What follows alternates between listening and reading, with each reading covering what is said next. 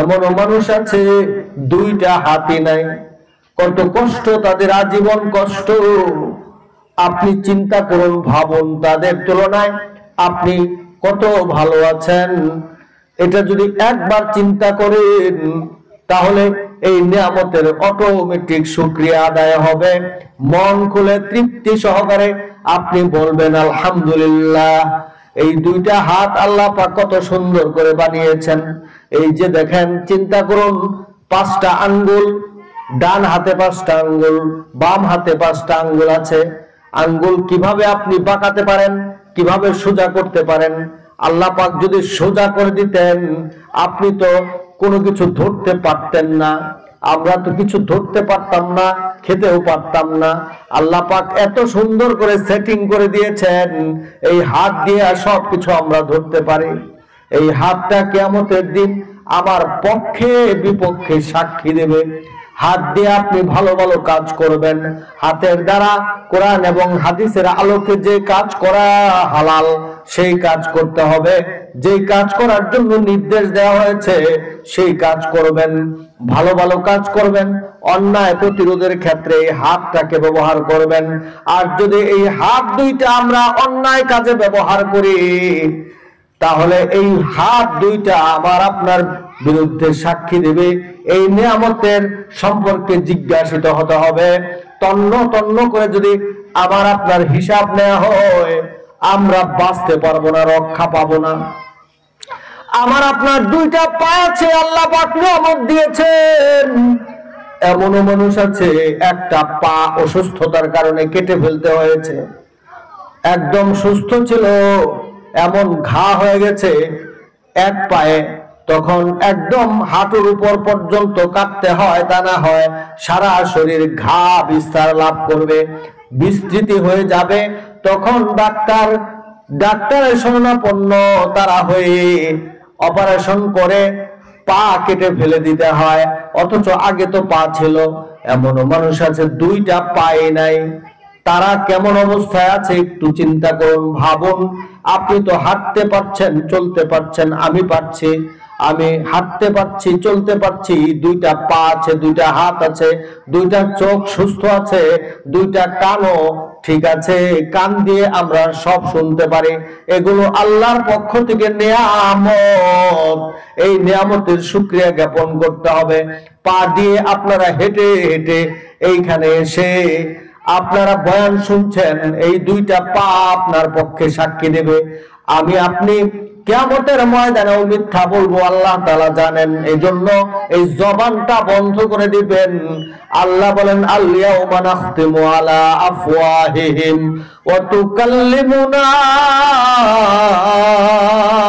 আইদিহিম ওয়া তাশহাদু আরজুলুহুম বিমা কানু ইয়াকসিবুন।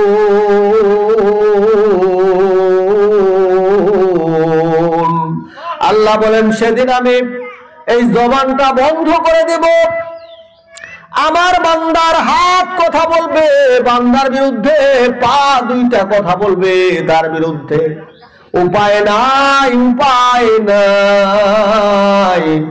আমরা যদি দুইটা হাত অবৈধ পথে ব্যবহার করি, দুইটা পা অবৈধ পথে ব্যবহার করি, এই দুইটা পা দুইটা হাত যদি সাক্ষী দেয় আমার আপনার বিরুদ্ধে, তাহলে আমার আপনার জাহান্নামে যাওয়ার জন্য এইটুকুনি যথেষ্ট। দুইটা চোখ আল্লাহ পাক নিয়ামত দিয়েছেন। এমনও মানুষ আছে একটা চোখ আছে আর একটা চোখ কানা। এমনও মানুষ আছে জন্মান্ধ, জীবনে কোনোদিন দুনিয়ার এই আলো দেখতে পারে নাই, কিচ্ছু দেখতে পারে নাই। এমনও মানুষ আছে হঠাৎ করে স্ট্রোক করে চোখের স্ট্রোক হয়, প্রেসারের কারণে চোখ অন্ধ হয়ে যায়। এরকম অসংখ্য প্রমাণ আছে।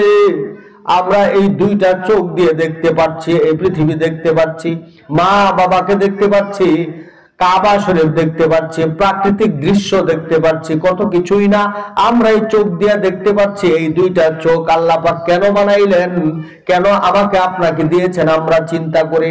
এটা বিরাট বড় নিয়ামত। এমন মানুষ আছে দুইটা চোখ নাই, তাদের কেমন লাগে বলেন? তাদের তুলনায় আপনি একটু চিন্তা করুন, চোখ দুইটা বন্ধ করুন, আমি তো কিচ্ছু দেখতে পাচ্ছি না, দুনিয়া অন্ধকার।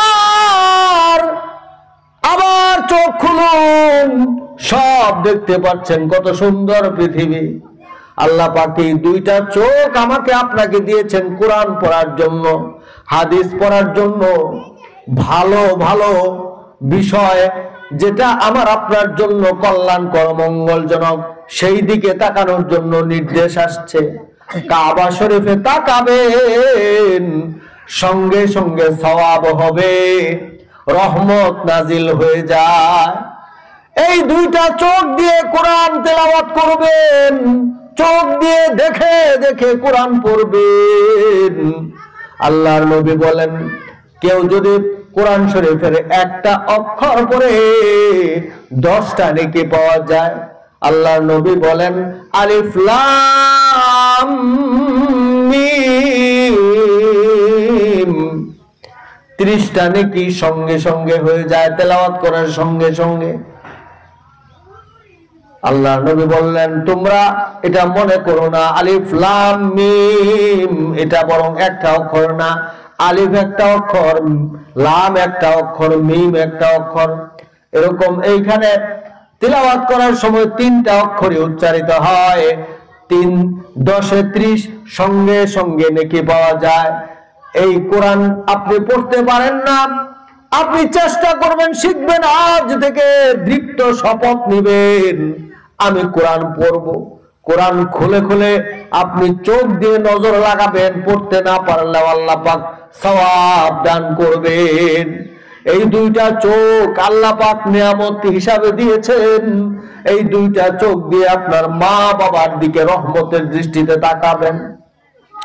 মা বাবার দিকে যদি তাকান, মায়ের দিকে একবার যদি আপনি এই দুইটা চোখ মেলে রহমতের দৃষ্টিতে তাকান, আল্লাহর নবী বলেন কবুল হজের সওয়াব তার আমল নামায় দেয়া হবে। সুবহানাল্লাহ। মা কেন এত দামি জানে না সকলে, জানতো যদি পড়তো দেখে কোরআন হাদিস খোলে। একটি হজের সওয়াব মিলে, একটি হজের সওয়াব মিলে, মাকে একবার দেখিলে। মা কেন এত দামি জানে না সকলে। 2টি বছর পান করালো মায়ের বুকের দুধ, কোলে পিঠে নিয়ে আমায় দিতেন কত সুখ। 2টি বছর পান করালো মায়ের বুকের দুধ, কোলে পিঠে নিয়ে আমায় দিতেন কত সুখ। সেই মায়ের কষ্ট দিলে, সেই মায়ের কষ্ট দিলে ক্ষুধা জিনা সোহে। মা কেন এত দামি জানে না সকলে, মা কেন এত দামি জানে না সকলে। মায়ের প্রসবের কালে কত কষ্ট পায়, মায়ের প্রসবের কালে কত কষ্ট পায়। বেহুশ হয়ে পড়ে মায়ে আপন বিছানায়। মায়ের প্রসবের কালে কত কষ্ট পায়, বেহুশ হয়ে পড়ে মায়ে আপন বিছানায়। সন্তানের নিয়া কোলে, সন্তানের নিয়া কোলে প্রসব ব্যথা ভুলে। মা কেন এত দামি জানে না সকলে, মা কেন এত দামি জানে না সকলে।